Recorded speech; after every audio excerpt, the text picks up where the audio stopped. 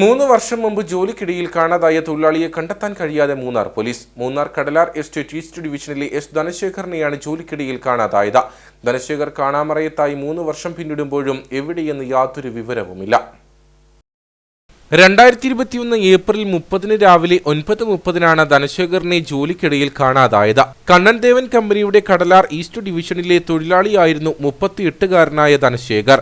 എസ്റ്റേറ്റിലെ ജോലിക്കിടയിൽ സഹപ്രവർത്തകർക്ക് ചായ വാങ്ങാൻ ക്യാൻറ്റീനിലേക്ക് പോയ ധനശേഖറിനെ പിന്നീട് കണ്ടിട്ടില്ല.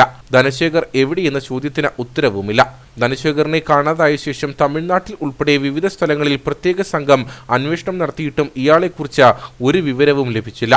കടുവ, പുലി എന്നിവയുടെ സാന്നിധ്യമുള്ള വനമേഖലയോട് ചേർന്നുള്ള എസ്റ്റേറ്റാണ് കടലാർ. വന്യമൃഗങ്ങളുടെ ആക്രമണത്തിനിരയായെന്ന സംശയത്തിൽ പോലീസും തൊഴിലാളികളും ആഴ്ചകളോളം വനത്തിൽ ഉൾപ്പെടെ തിരച്ചിൽ നടത്തിയെങ്കിലും കണ്ടെത്താനായില്ല.